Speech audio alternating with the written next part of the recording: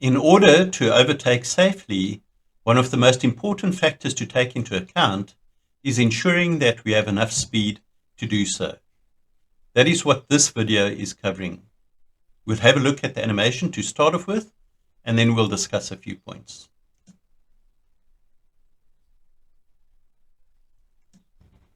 Here the driver of the red vehicle doesn't have a high enough speed differential in order to overtake the truck safely. What is meant by speed differential? Speed differential is the difference in speed between the vehicle wanting to overtake relative to the vehicle being overtaken. The higher that speed differential, then the less time such a vehicle would spend on the opposite side of the road facing oncoming traffic, which in turn will reduce the risk of a head-on collision. That's the one thing we want to bear in mind, having a high enough speed differential. The second thing is the length of the vehicle being overtaken. In this case, we see it's a fairly lengthy truck, so the driver of the red vehicle would need to ensure even more so that his speed differential is high enough in order to be able to bypass the truck as quickly as possible in order to get back safely onto his side of the road. It could either be the length of the vehicle being overtaken, or there could be a line of vehicles without a gap in between them that would then need to be overtaken. So we've got to take that into account when it comes to that speed differential and ensuring we have enough speed to be able to bypass these vehicles safely. In this first real-life clip, there are a few points we want to take away from this. Firstly, notice that the camera is fairly close to the truck ahead of him, and because of that, his range or angle of view is somewhat limited to be able to see oncoming traffic. If he was further behind the truck, then his angle would be a lot narrower in order to be able to see any vehicles on the far side of the truck. So that would be the one thing. And secondly, by having more of a gap between himself and the vehicle ahead of him, he'd be able to have that run-up speed where he can build up that speed differential, ensuring it's a lot higher so that by the time he pulls out, he's traveling faster than the vehicle ahead of him, which will ensure that he can get back onto his side of the road safely. But that's not what the camera does. He's traveling too close, so his visibility is limited. Also, being closer to the truck means that his speed is almost the same as the truck ahead of him, and so his speed differential is not very high. So there you can see he pulls out, but he's really not traveling much faster than what the truck is. That's the one thing. The other thing is that when you have a vehicle already in the process of overtaking, such as this vehicle over here, now as the camera pulls out into the left lane, his visibility or view of oncoming traffic is also further restricted by the vehicle ahead of him. And so there's a greater chance that once this vehicle pulls back onto the correct side of the road, there may be an oncoming vehicle which is too close for the camera then to be able to respond in time. So make sure that before you overtake, you don't have any vehicles that are already in the process of overtaking. Make sure that all the vehicles are back onto their side of the road so that you can clearly see any oncoming traffic before you then pull out to overtake.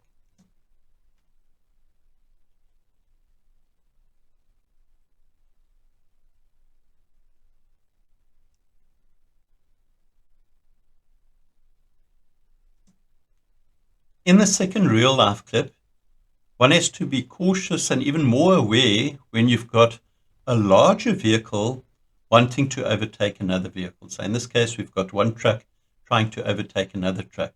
Now, because of the size of a truck and the inertia and weights involved, a truck doesn't have that same acceleration to be able to bypass or overtake another vehicle quickly enough. So because of its size and its weight, its inertia, it takes a lot more time for such a vehicle now to be able to bypass safely and get back onto their side of the road.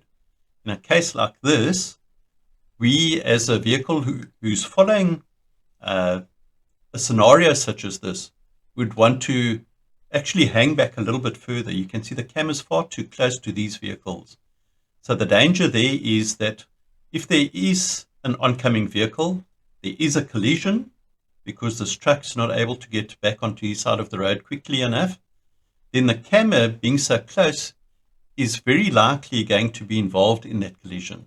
As this collision takes place, he won't have enough time to be able to respond accordingly. So where you see a situation like this, then rather hang back and allow yourself more of a gap.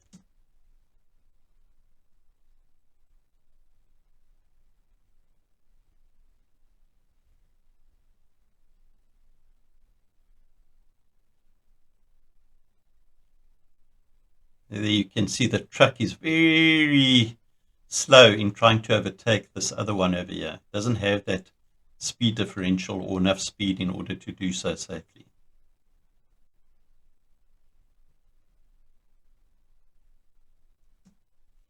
In this next real life clip, I've included it because you'll see that there are two vehicles that overtake the camera. Firstly, a black vehicle that then pulls onto the correct side of the road.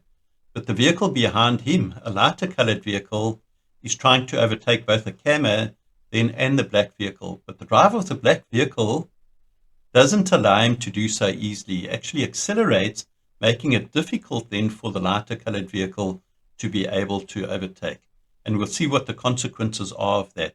So be cautious because you do have drivers on the road that do that.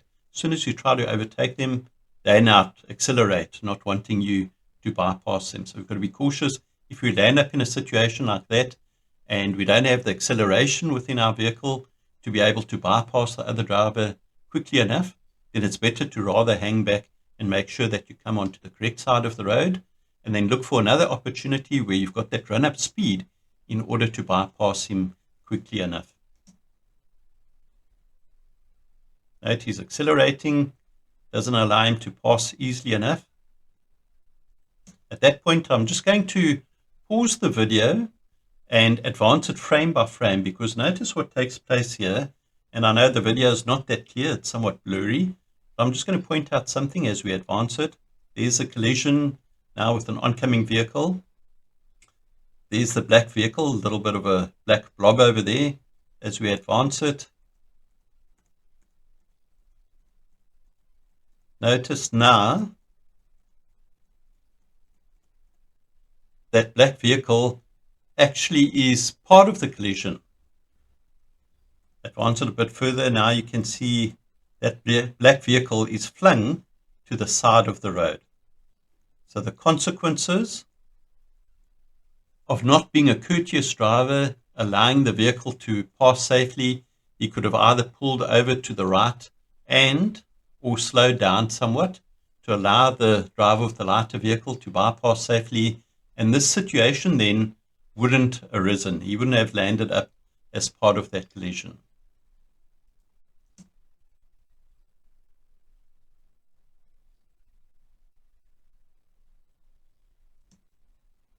This is the last clip in the video, and I'm in fact not going to comment on this one at all. It's one of those where I'm at a loss for words, and so I'm inviting you as viewers of this video to actually give your comments in the comment section of the video below and tell me what you think. What was the driver who was in the process of overtaking thinking? What do you think he had in mind? But certainly I've got no explanation for this.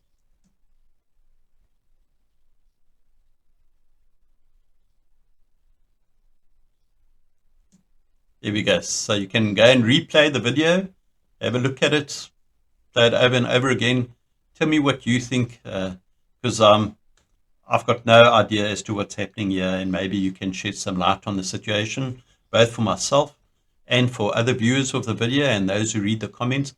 And remember, any positive comments or insightful comments that you make to the videos will help others when they're going through the videos just to develop that insight on the road and help to make the street safer. So we appreciate any comments that you may make. Enjoy the rest of the course.